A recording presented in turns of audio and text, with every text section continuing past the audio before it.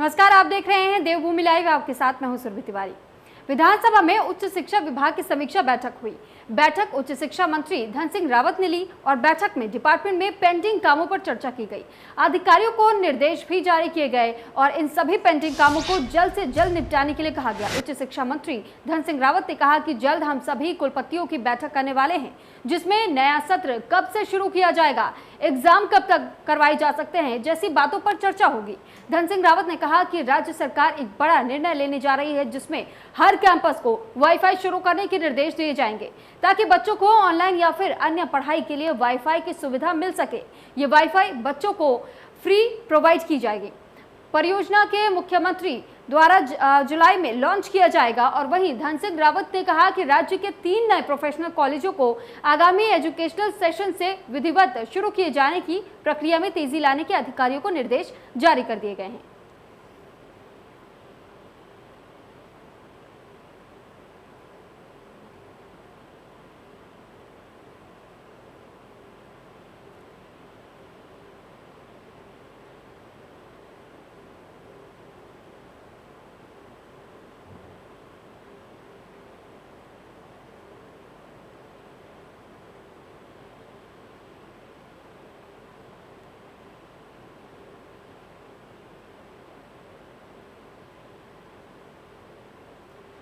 तो देहरादून की खबर आपको बता रहे, जहां पर उच्च शिक्षा विभाग की समीक्षा बैठक बुलाई गई।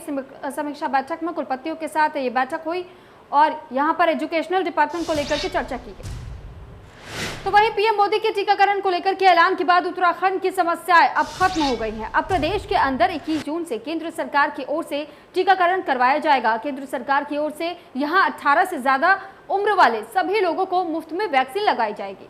वहीं वैक्सीनेशन की रफ्तार बढ़ाने के लिए स्पुतनिक वैक्सीन के लिए ग्लोबल टेंडर निकाला गया था। उसे 3 बार बढ़ाने के बाद भी किसी ने भी नहीं भरा, लेकिन अब केंद्र सरकार के द्वारा प्रदेश को वैक्सीन मुहैया कराई जाएगी। शासकीय प्रवक्ता सुबोध उनियाल का कहना है कि अब ग्लोबल टेंडर की जरूरत ही नहीं है, क्योंकि टीकाकरण अभियान केंद्र सरकार के द्वारा चलाया जाएगा। सुबोध बालियान पीएम मोदी का आभार भी उन्होंने व्यक्त किया। तो प्रवक्ता सुबोध उनियाल ने पीएम मोदी का आभार व्यक्त किया है और जिन भी 18 प्लस के लोगों को अब तक वैक्सीन नहीं लगाई गई है, उनको वैक्सीन लगाए जाने की बात केंद्र सरकार ने की। पूरा देश प्रधानमंत्री जी का आभारी है, जिन्होंने 18 वर्ष से 44 वर्ष की उम्र के लोगों को फ्री वैक्सीन करने का निर्णय के साथ साथ 80 करोड़ लोगों को दिवाली तक जो मुफ्त राशन देने का तोहफा दिया।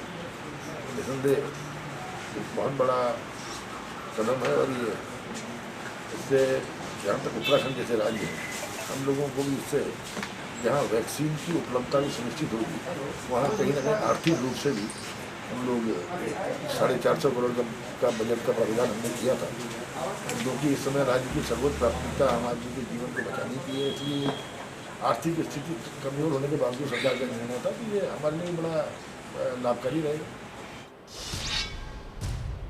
और वहीं मुख्यमंत्री तीरथ सिंह रावत को 10 सितंबर से पहले विधायक चुनाव जीत करके आना है, जिसके लिए मुख्यमंत्री को किसी भी एक विधानसभा सीट से उपचुनाव जीतकर आना होगा।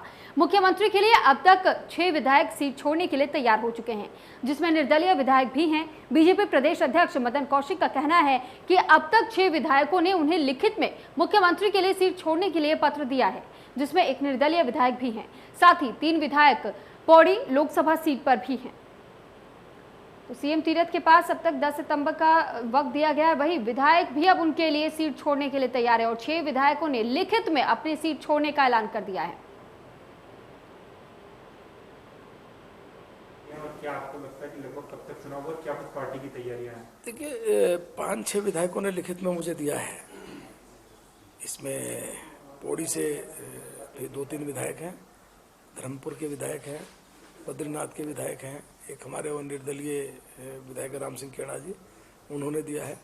और भी अन्य कई जिन्होंने मुझसे बातचीत करके कहा कि हमारे सीट से मुख्यमंत्री जी लड़े तो अच्छा रहेगा। तो इसकी समस्या नहीं, कहाँ से लड़ेंगे, तो ये कि हम लोग बैठ के तय करेंगे और जो सीट तय होगी उस पर हम चुनाव लड़ेंगे।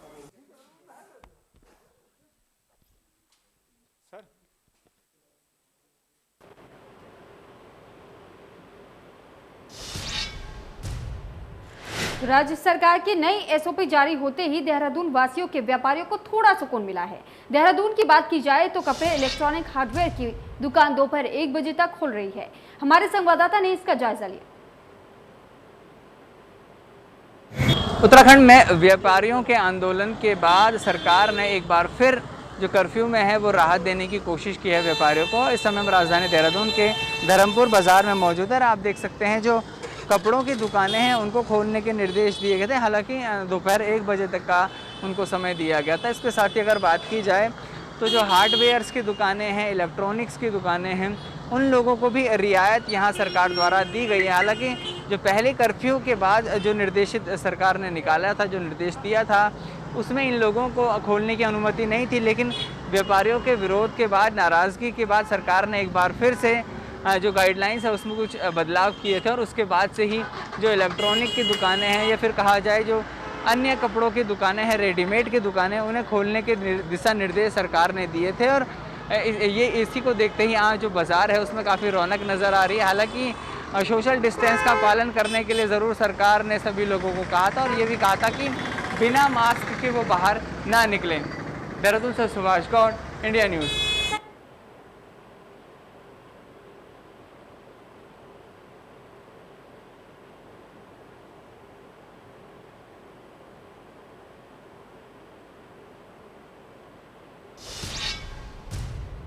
वहीं उत्तराखंड सरकार ने कोविड कर्फ्यू के एसओपी में संशोधन किया है। संशोधन के मुताबिक कोविड कर्फ्यू के दौरान सप्ताह में 2 दिन बर्तन, हजौरी, इलेक्ट्रॉनिक समेत कुछ दुकानों को खोलने की अनुमति दे दी गई है।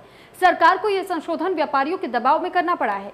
प्रदेश उद्योग व्यापार समिति का कहना था कि संक्रमण की दर कम हो जाने के बाद अब दुकानों को खोलने की अनुमति होनी चाहिए। उनियाल के आश्वासन के बाद उत्तराखंड राज्य आपदा प्रबंधन प्राधिकरण के मुख्य कार्यकारी अधिकारी मुख्य सचिव ओम प्रकाश ने सोमवार शाम को एसओपी में संशोधन कर आदेश जारी कर दिया।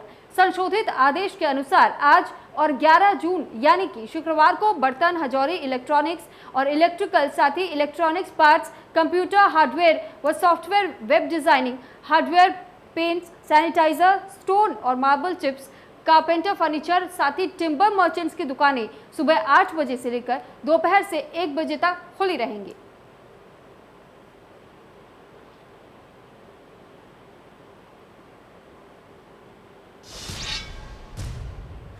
उत्तराखंड में बीते दिन कोरोना के 395 नए मामले अब तक सामने आ चुके हैं, जबकि 21 संक्रमित मरीजों की मौत हो गई है। वहीं सोमवार को 2335 मरीजों ने कोरोना से जंग जीत ली है। 24 घंटे के भीतर अल्मोड़ा में 64, वहीं बागेश्वर में 2, चमोली में 22, चंपावत में 11, देहरादून में 94, हरिद्वार में 62, नैनीताल में 35 और पौड़ी गढ़वाल में 18, पिथौरागढ़ में 12, रुद्रप्रयाग में 3, टिहरे में 23, उधम सिंह नगर में 39 और उत्तरकाशी में 10 मामले अब तक सामने आ चुके हैं। देहरादून में 14, हरिद्वार में 1, नैनीताल में 2, पौड़ी में 1 और उधम सिंह नगर में 3 कोरोना संक्रमितों की मौत भी हो चुकी है। प्रदेश में अब तक 3,34,419 कोरोना संक्रमित मामले सामने आ चुके हैं, जिनमें से 3,07,574 मरीज ठीक भी हो चुके हैं। 6,731 मरीजों की मौत की पुष्टि भी की जा चुकी है।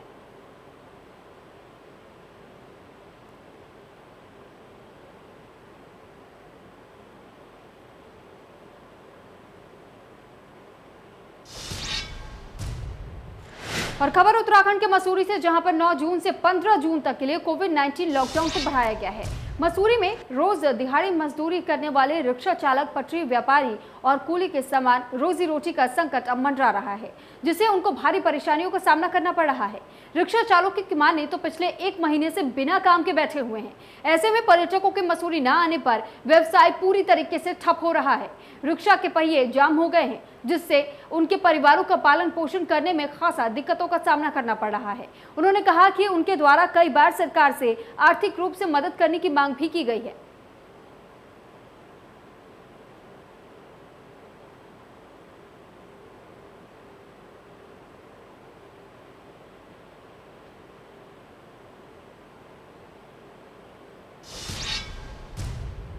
और वहीं मसूरी में उत्तराखंड प्रदेश कांग्रेस के उपाध्यक्ष ज्योत सिंह बिष्ट ने केंद्र और राज्य की भाजपा सरकार पर जमकर हमला बोला है। ज्योत सिंह बिष्ट ने कहा है कि राज्य की तीरथ सिंह रावत सरकार कोरोना संक्रमण से निपटने में तो फेल हुई ही है, वहीं ग्रामीण क्षेत्रों में कोरोना संक्रमण को लेकर के बांटी गई कोरोना किट में बड़ी धांधली की गई है। उन्होंने कहा कि सरकार द्वारा ग्रामीणों को दी गई दवाइयों के नाम पर ग्रामीणों से भद्दा मजाक किया गया है।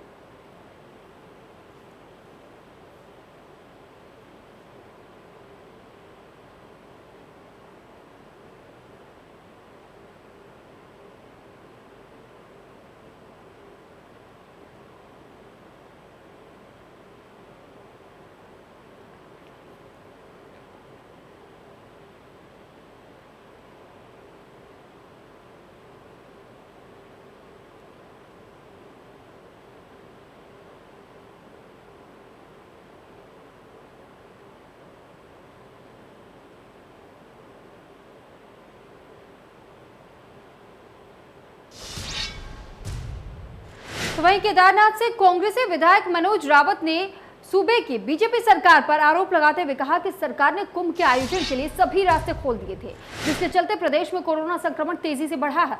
लेकिन अब 4 धाम यात्रा शुरू करने को लेकर के सरकार कोई निर्णय नहीं ले पा रही है। विधायक मनोज रावत ने कहा कि सरकार के इसी ढुलमुल रवैये के चलते आज लाखों लोगों पर रोजी और रोटी का संकट आ खड़ा हो गया है, क्योंकि इसी 4 धाम यात्रा से उनका निर्वाहन होता है।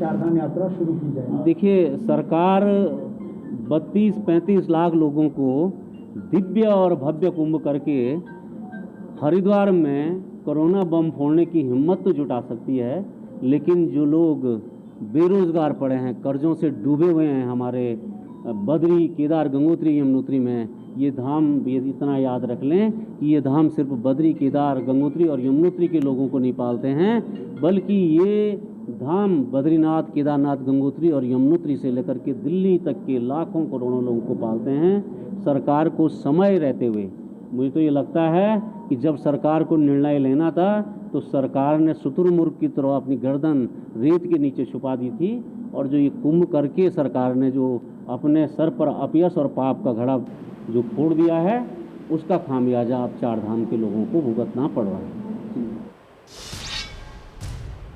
और वहीं उत्तराखंड 4 धाम देवस्थानम बोर्ड के मामले में मंत्री सतपाल महाराज के बयान के बाद से सभी जगह उनका विरोध किया जा रहा है। गंगोत्री धाम में तीर्थ पुरोहितों ने सतपाल महाराज का पुतला दहन कर दिया।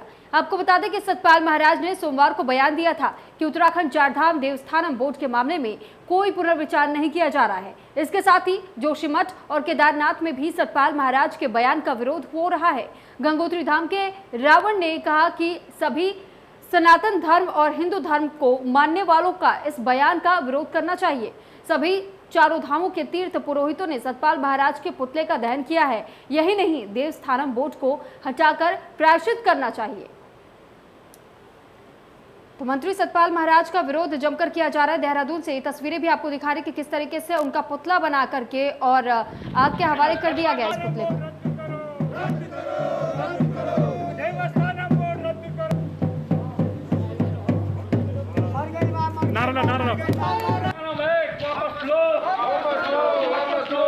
तुम्हारी जागीर नहीं।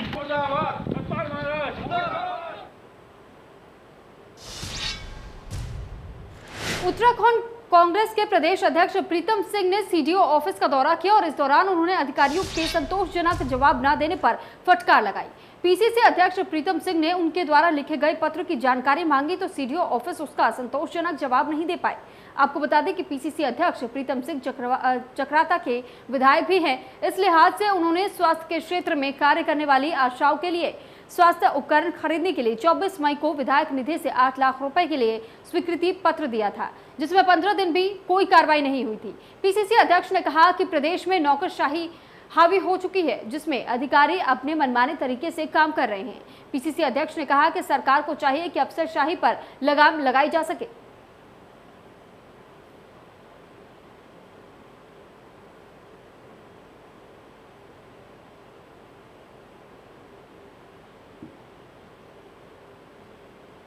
देहरादून में सीडीओ ऑफिस पहुंचे पीसीसी अध्यक्ष प्रीतम सिंह, जिसके बाद से उन्होंने अधिकारियों को जम करके फटकारा। और ये पत्र मैंने 24 मई को और आज 8 जून हो गई, 15 दिनों में पत्र का यही पता नहीं चल रहा है कि वो पत्र जो है सीडीओ ऑफिस में है, डीजीओ ऑफिस में है, या सीएमओ क्या है, पीएचडी में है, या कार्यकारी संस्था मैंने मुख्य चिकित्सा अधिकारी को नामित किया था, अपने आप ही बदल करके जो है चक्रता के जो डॉक्टर्स हैं उनको नामित कर दिया। ये अधिकार सीडीओ को नहीं है, ये अधिकार विधायक का है।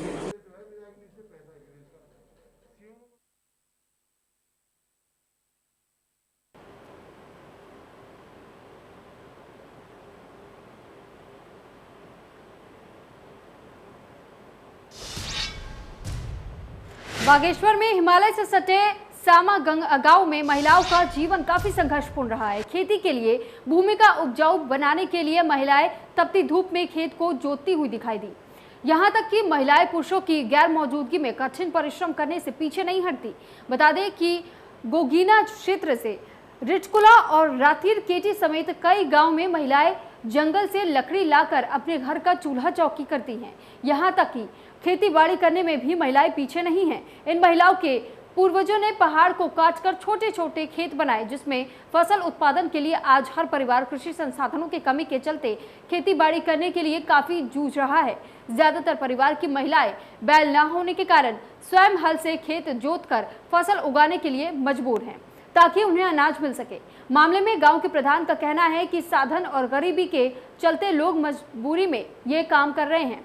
सरकार द्वारा चलाई जा रही योजनाएं दूर के क्षेत्र में होने के कारण यहां तक पहुंच ही नहीं पाती। उन्होंने बताया कि निकेतन आश्रम के संस्थापक स्वामी चिदानंद मुनि जी महाराज ने खेत जोतने के लिए बैलों की व्यवस्था करने के लिए कहा है।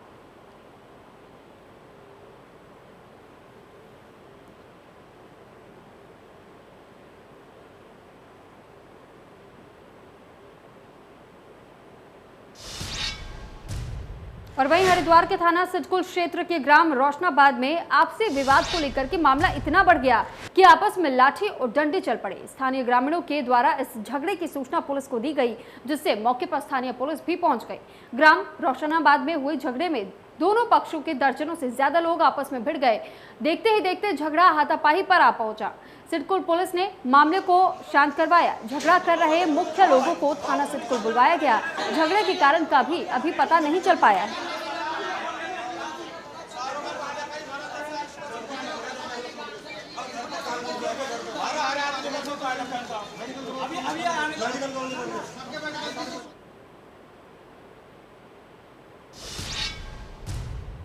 खबर ऋषिकेश से है, जहां पर बंद पड़े मकान में कंकाल बरामद हुआ है। वहीं 8 साल से बंद पड़ा ये मकान, पुलिस और एक्सपर्ट यहां पर मौके पर पहुंची और उसके बाद से पुलिस क्षेत्र अधिकारी रोसी ढोंडियाल भी मौजूद बताए गए, जिसके बाद से इस पूरे मामले की तहकीकात की जा रही है।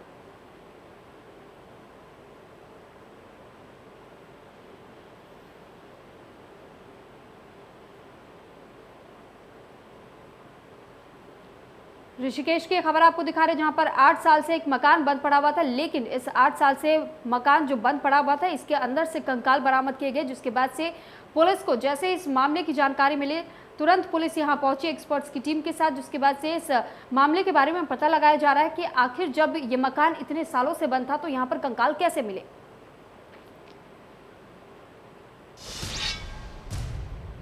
हरिद्वार के थाना कंखल क्षेत्र में सड़क किनारे खड़ी बस में अचानक आग लग गई। भीषण आग में बस जलकर खाक हो गई। सूचना के बाद मौके पर पहुंची दमकल की 2 गाड़ियों ने आग पर कड़ी मशक्कत के बाद काबू पाया। हरिद्वार से ये तस्वीरें आपको दिखा रहे हैं कि किस तरीके से देखिए ये बस धुआं कर जल रही है, जबकि ये बस बीच सड़क पर खड़ी थी अन्य बसों के साथ, लेकिन अचानक से एक बस में आग लग गई, जिसके बाद से तुरंत दमकल कर्मियों को जानकारी दी गई और दमकल कर्मी यहां पर पहुंचे, जिसके बाद से कड़ी मशक्कत के बाद आग पर काबू पा लिया गया।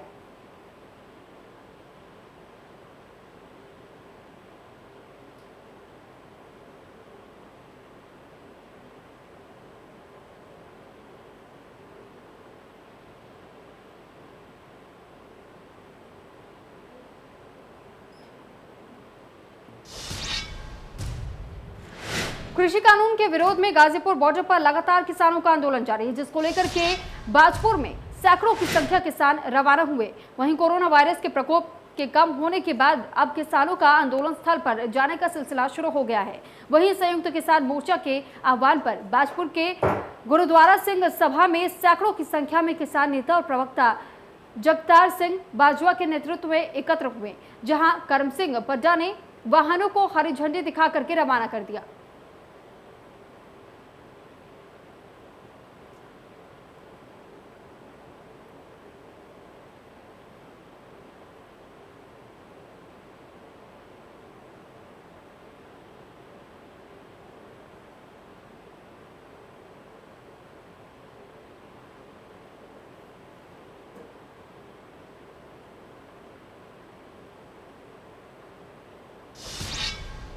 उत्तरकाशी में भूस्खलन होने की वजह से गंगोत्री राष्ट्रीय राजमार्ग बंद है।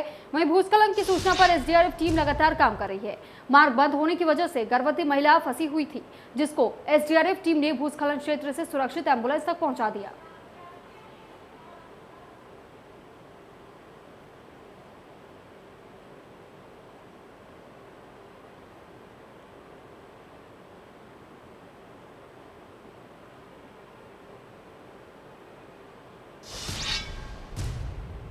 फिलहाल देवभूमि लाइव में मेरे साथ इतना ही। आप बने रहिए इंडिया न्यूज उत्तर प्रदेश उत्तराखंड के साथ। नमस्कार।